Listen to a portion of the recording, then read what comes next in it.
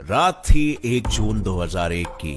नेपाल के राजा बीरेंद्र और उनका परिवार नारायण हिती महल में हंसी खुशी जश्न मना रहे थे। लेकिन जश्न में शामिल किसी भी इंसान को ये पता नहीं था कि ये जश्न नहीं बल्कि उनके मौत का पैगाम था, क्योंकि लगभग 1 घंटे बाद उस जश्न के आयोजक युवराज दीपेंद्र शाह अपने एक हाथ में राइफल और दूसरे में मशीन गन लिए महल में घुस गए और फिर सिर्फ चंद मिनटों में नेपाल के पूरे रॉयल परिवार के साथ उन्होंने खुद को भी बेरहमी से खत्म कर दिया।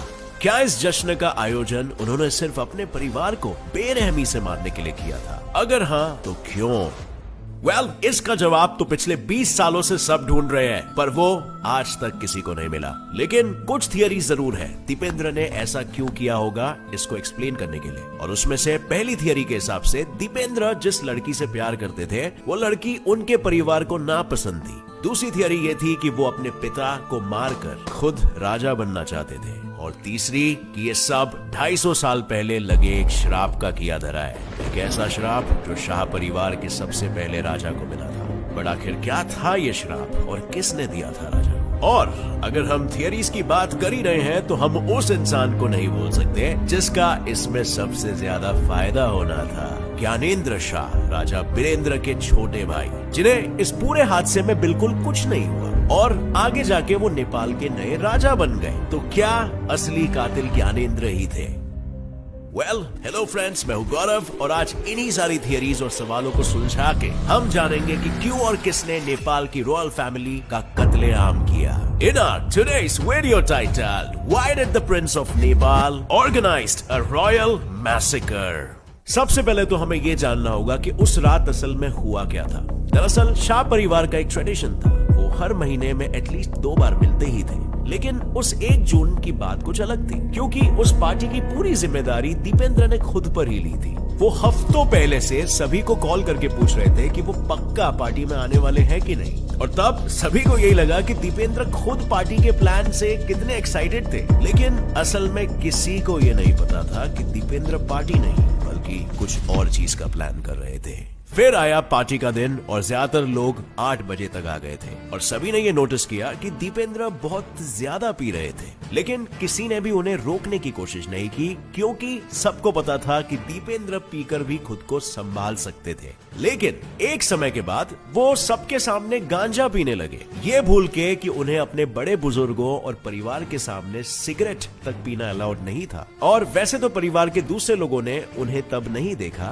पर जैसे ही उनके भाई निरंजन और कजिन पारस की नजर उन पर पड़ी, तब वो दीपेंद्र को उठाकर कमरे में लेकर गए और उसके कुछ 40 मिनट गुजरते ही दीपेंद्र अपनी मिलिट्री यूनिफॉर्म पहने और दोनों हाथों में बंदूक लिए वापस बाहर आए और सीधा अपने पिता को गोलियों से छल्ली कर दिया। इसके बाद वो एक एक करके अपने परिवार के हर सदस्य को मौत के घाट उतारने लगे और बस देखते ही देखते सिर्फ 1.5 मिनट के अंदर हर कोई सदस्य खून में लथपथ पड़ा हुआ था। कुछ जख्मी थे तो कुछ लोगों ने तो वहीं पर ही दम तोड़ दिया था। और ये सब करने के बाद दीपेंद्र ने बंदूक खुद के सर पर ठान ली और गोली चला दी। अब फ्रेंड्स, आज मैं आपको बताऊंगा भारत के बेस्ट गेमिंग प्लेटफॉर्म विंजो के बारे में, जहां आप 70+ गेम्स खेल सकते हो, जीत सकते हो बहुत सारे इनाम, वो भी हर दिन। इधर आप फ्री फायर एंड सीओडी जैसे मोबाइल गेम्स के कई टूर्नामेंट्स भी खेल सकते हो। और इधर विंजो वर्ल्ड वॉर गेम्स में कई टूर्नामेंट्स होते हैं जिसमें आप जीतो या हारो, आप जीत सकते हो लाखों के इनाम। और इसीलिए खेलना जरूर, क्योंकि फर्स्ट 2 गेम्स बिल्कुल फ्री है। यहाँ पर विंजो स्टोर भी है और विंजो स्टोर से आप Free Fire, Lords Mobile, Minecraft जैसे गेम्स की करेंसी बाय कर सकते हो, वो भी काफी अच्छे डिस्काउंट्स के साथ। और विंजो वॉलेट से आप अपना सारा जीता हुआ अमाउंट इजीली विड्रॉ कर सकते हो पेटीएम, यूपीआई और बैंक अकाउंट में। तो इंतजार किस बात का, डिस्क्रिप्शन में दिया गया है लिंक, डाउनलोड करो विंजो और मेरी तरफ से आपको मिलेगा 50 रुपीज का बोनस। लेकिन दीपेंद्र ने आखिर ऐसा दिल दहला देने वाला कदम क्यों उठाया? जैसे हमने बात की थी कि इसके पीछे कई थियरीज है। पहली थियरी है युवराज दीपेंद्र का लव अफेयर। जब दीपेंद्र इंग्लैंड में थे तब वहां पर उनकी मुलाकात हुई थी देवयानी राणा से। वो नेपाल के एक ऐसे खानदान से थी जो कि नेपाल के रॉयल फैमिली से भी ज्यादा अमीर थे, पर फिर भी दीपेंद्र के परिवार ने उनकी शादी के लिए साफ इनकार कर दिया। उसकी वजह शाह और राणा परिवार का इतिहास। दरअसल ये दोनों खानदान नेपाल के रॉयल और अमीर खानदानों में से थे, पर दोनों हमेशा से एक दूसरे के खून के प्यासे रहे थे, जिसका गवाह नेपाल का पूरा इतिहास है। और इसीलिए दीपेंद्र के परिवार का मानना था कि अगर दीपेंद्र और दिव्यानी की शादी हुई तो कई जूने पुराने मुद्दों को और जख्मों को फिर एक बार खुरेड़ा जाएगा, और जिस वजह से दीपेंद्र का परिवार नाकाम कोशिशें करता रहा दीपेंद्र को समझाने की। यहाँ तक एक बार उन्होंने एक ज्योतिष को बुला के दोनों की कुंडलियां भी मिलाई, जिसके बाद बिना किसी साइंटिफिक एविडेंस के ज्योतिष ने कह दिया कि दिव्यानी शाही परिवार को वारिस नहीं दे पाएगी। और इसी के बेसिस पर दीपेंद्र के परिवार ने बिना कुछ सोचे समझे उसके प्यार को ठुकरा दिया और ये घोषित कर दिया कि दिव्यानी दीपेंद्र के लिए आइडियल वाइफ नहीं है। और इसीलिए लोगों का ये कहना है कि इसी बात से गुस्सा होकर दीपेंद्र ने अपने पूरे परिवार का कत्ल कर दिया।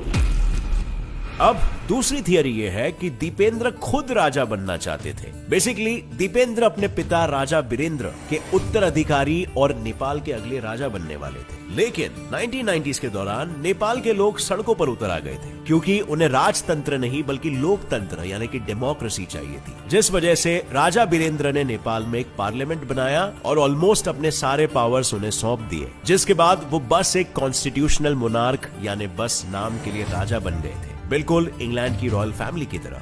पर कईयों का कहना है कि दीपेंद्र ऐसा नहीं चाहते थे, क्योंकि इसका मतलब होता कि वो कभी राजा नहीं बन पाते, या अगर बनते तो भी उनके पास कोई पावर नहीं होती। और ऐसा कहते हैं कि उनकी सोच कुछ ऐसी थी कि लोगों का ध्यान सिर्फ एक राजा ही रख सकता है और सरकार नहीं। अब ये थियरी काफी सारे ग्राउंड्स पर बेबुनियाद लगेगी, क्योंकि नेपाल में चल रहे सिविल वॉर्स के दौरान दीपेंद्र खुद इंग्लैंड में थे और वो वहां से भी नेपाल के लोगों को और अपने पिता के डिसीजन को सपोर्ट ही कर रहे थे। यहाँ तक कि उनकी माँ ने जब उन्हें एक लेटर भेजा था ये कहते हुए कि अपने पिता को समझाओ कि ऐसा ना करे, वो अपनी सारी ताकत गंवा रहे हैं, तब भी ईटॉन कॉलेज में पढ़ने वाले दीपेंद्र के प्रोफेसर के अनुसार दीपेंद्र ने कहा कि अगली बार से उनकी माँ द्वारा आए हुए ऐसे कोई भी फैक्ट्स वो उन्हें ना दे। सो फ्रेंड्स, अब दोनों भी थियरीज में जितनी भी इंफॉर्मेशन अवेलेबल है उसकी बुनियाद पर तो हम ये नहीं बोल सकते कि दोनों में से कौन सी थियरी सच है और कौन सी झूठ। तो क्या सच में ये किसी श्राप का काम था? वेल, नजरिया थोड़ा सा बदल के चीजों को देखने में कोई हर्ज नहीं है। इससे पहले तुम बोलने लग जाओ कि गौरव साइंस चैनल चलाते हो और ये सब बातें करते हो, तो चलिए जानते हैं शाह परिवार पर लगे हुए श्राप के बारे में। दरअसल ये श्राप करीबन 250 साल पहले शाह राजवंश के पहले राजा पृथ्वी नारायण शाह को दिया गया था। जब एक दिन जंगल में टहलते हुए राह में उनकी मुलाकात एक साधु से हुई। वो साधु और कोई नहीं बल्कि भेष बदलकर योगी गोरखनाथ थे, जिन्हें नेपाल के लोग और शाह परिवार भगवान की तरह पूजते थे। लेकिन राजा पृथ्वी नारायण इस चीज से वाकिफ नहीं थे। फिर भी उस साधु को दक्षिणा के रूप में उन्होंने एक दही का कटोरा दिया। उस साधु ने दही पी लिया और फिर वापस उन्होंने उसे अपने मुंह से निकालकर उस कटोरे में डाल दिया और राजा से उसे पीने के लिए कहा, जिस बात से राजा को इतनी घिन हुई कि उन्होंने कटोरे को जमीन पे फेंक दिया। और ये देखकर योगी गोरखनाथ गुस्सा हो गए और उन्होंने राजा पृथ्वी नारायण को श्राप दे दिया कि उनके पैरों की जितनी उंगलियों पर दही गिरा है ना, सिर्फ उतनी ही पीढ़ियों तक उनके राजवंश का राज रहेगा। यानी उनकी सिर्फ 10 पीढ़ियां ही राज करेगी और 11वां राजा आखिरी राजा होगा। माहौल छा चुका था, जिसके कारण ज्ञानेंद्र को अपने पद से नीचे उतरना पड़ा और जिसके साथ शाह राजवंश का हमेशा हमेशा के लिए अंत हो गया। लेकिन अब जब ज्ञानेंद्र शाह की बात छेड़ी चुकी है तो चलिए बात करते हैं उनकी थियरी के बारे में। ज्ञानेंद्र 1950 में पहले भी एक बार नेपाल के राजा बने थे, लेकिन उस दौरान नेपाल में हालात कुछ गंभीर थे और ज्ञानेंद्र की उम्र बस 3 साल की थी। लेकिन शायद उसी के बाद उनके सर पर गद्दी को पाने का जुनून सवार हो गया था। तो क्या उसी वजह से उन्होंने अपने परिवार का कत्ल किया? और अगर नहीं तो उस हादसे में इन्हें क्यों कुछ नहीं हुआ? वेल, हुआ कुछ यूं कि उस रात ज्ञानेंद्र ही परिवार में उनके एक में वो ऐसे सदस्य थे जो उस जश्न में शामिल नहीं हुए थे। वो किसी काम से पोखरा गए थे, लेकिन उनकी पत्नी और दोनों बच्चे उस रात महल में ही थे। अब आप सोचो उनके साथ क्या हुआ होगा। वेल, उन तीनों को बस सिर्फ कुछ चोटें आई, पर वो तीनों के तीन जिंदा बच गए। अब अगर ये सब कुछ ज्ञानेंद्र ने प्लान नहीं किया हुआ था तो एक ऐसा हादसा जिसमें शामिल ज्यादा लोगों की मौत हो गई, उसमें इन तीनों के तीनों को कैसे कुछ नहीं हुआ? और अब जो राजा वीरेंद्र और उनके दोनों बेटे मर चुके थे, तो एक ही इंसान था जो राजगद्दी संभाल सकता था, यस, सही कहा, ज्ञानेंद्र शाह। जैसे ही वो राजा बन गया, उसने पार्लियामेंट को रद्द कर दिया और खुद को नेपाल का एब्सोल्यूट रूलर घोषित कर दिया। पर नेपाल के लोगों को जितना उनके भाई पसंद थे, उतना ही उन्हें ज्ञानेंद्र नापसंद था।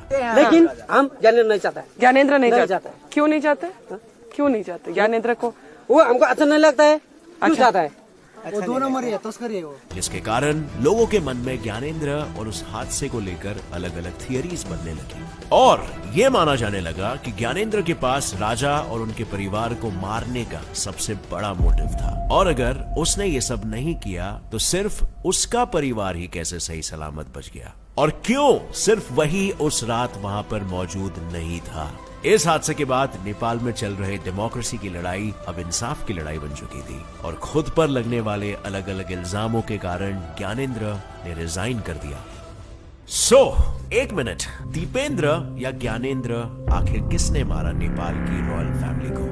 वेल फ्रेंड्स, आज तक लोगों ने हमेशा यही माना है कि दीपेंद्र अपने पूरे परिवार को नहीं मार सकते थे और इस बात को मानने के पीछे के कुछ एक्चुअल फैक्ट्स और रीजंस भी है। जैसे कि लोगों का ये कहना है कि दीपेंद्र जब गोलियां चला रहे थे तब महल में काम करने वाले नौकर या सिक्योरिटी गार्ड्स सब उस समय कहां पर थे, और ऐसे भी कुछ स्पेकुलेशंस है कि अगर दीपेंद्र राइट हैंडेड थे तो गोली का निशान उनके सर के लेफ्ट साइड पर क्यों था?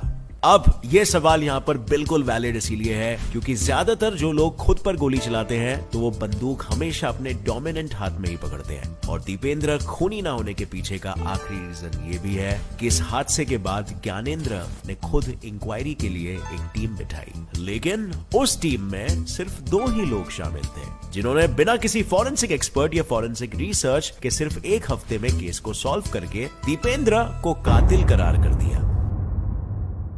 पर पब्लिक एक डिटेल्ड इंक्वायरी की डिमांड कर रही थी, फिर भी क्यों कोई डिटेल्ड और ऑफिशियल इंक्वायरी नहीं की गई? लेकिन कुछ ऐसे भी फैक्ट्स मौजूद है जो ये प्रूव करते हैं कि असल में ये सब के पीछे दीपेंद्र का ही हाथ था। दरअसल ये चीज से हर कोई वाकिफ है कि दीपेंद्र अपने गुस्से और स्ट्रेस को अच्छे से हैंडल नहीं कर पाते थे और साथ ही वो काफी समय एंटी डिप्रेसेंट्स पर भी थे। और रॉयल महल में 26 सालों से काम करने वाले लेफ्टिनेंट जनरल विवेक कुमार शाह के अनुसार दीपेंद्र का नेचर बहुत ही डुअल था, यानी कि डुअल पर्सनालिटी डिसऑर्डर जैसा। मतलब वो बाहर से बहुत ही शांत और सेंसिबल नजर आते थे, लेकिन उनके मन में कुछ और ही चलता रहता था। जैसे कि विवेक शाह के अनुसार बचपन में भी कई बार दीपेंद्र बिल्ली या चूहे को जला देते थे और उन्हें वो करने में मजा आता था। अब ये सब सुनकर वाकई में मैं तो बहुत ही ज्यादा कंफ्यूज्ड हूँ, लेकिन नेपाल के 95% लोगों को आज तक यही लगता है कि ये काम दीपेंद्र का काम नहीं है। पर आज हमने इस किस्से के सारे पहलुओं को बड़े ध्यान से देखा, इसीलिए मैं आपसे पूछना चाहता हूँ कि आपको क्या लगता है फ्रेंड्स, क्या कातिल दीपेंद्र है या फिर ज्ञानेंद्र की ये कोई साजिश थी, या फिर असल में इन सब के पीछे किसी शराब का हाथ है? मुझे नीचे कमेंट सेक्शन में जरूर बताना आपकी क्या राय है। और हाँ, आज का वीडियो थोड़ा सा अलग था। अगर ऐसे टाइप के वीडियोस आपको देखने में मजा आया, इससे कुछ सीखने मिला, तो नीचे कमेंट्स में वो भी बताना और एक लाइक जरूर ठोकना। और हाँ, अगर आप नए हो इस चैनल पर तो अभी सब्सक्राइब कर लो और नोटिफिकेशन बेल ऑन करके ऑल का ऑप्शन दबा देना ताकि आगे आने वाली ऐसे ही वीडियोस आप तक सबसे पहले पहुंचते रहे। With that said, stay curious, keep learning and keep growing. जय हिंद।